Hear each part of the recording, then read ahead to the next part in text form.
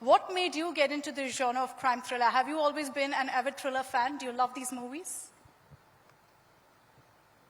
Well, it's difficult. You know, it's a very difficult genre to execute. So a good thriller is a rarity. And about 4 years ago, Mayank and Vikram, our producer and co-creator, approached me and just gave me a basic brief of what they wanted to do with the show. And for me, it was more the character that drew me to the project. I had not seen the original Breathe at that point of time. And once everything was locked in and we started filming is when I saw it.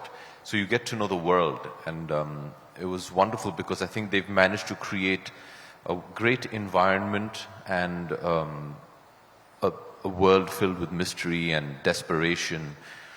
And what I really liked about Breathe and what Mayank had written was there's a very strong emotional reason why the story moves ahead. And I think that's integral to a good thriller. If it's just going to be very superficial and cosmetic, it doesn't really resonate. The basics, foundation and seed of Breathe season 1 and then Breathe into the Shadows and then our subsequent season is there's a very strong emotional reason why the story moves forward, and I think that's integral. So having said that, that's why I said it's very difficult to come across a very engaging thriller, because until you're not emotionally invested in it, it becomes a bit difficult.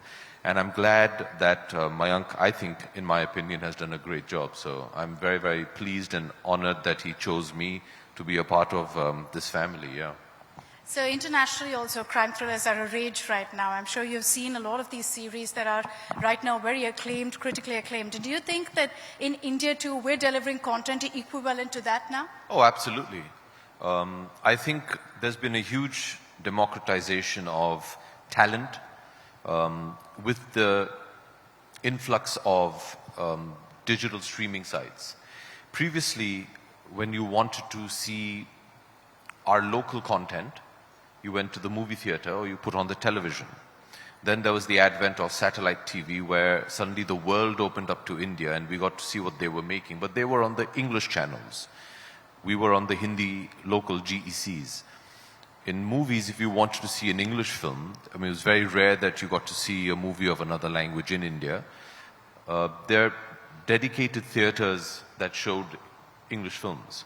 Then came the multiplexes that kind of made it more accessible, and that's why you see a lot of other foreign films doing a lot better now in terms of collections.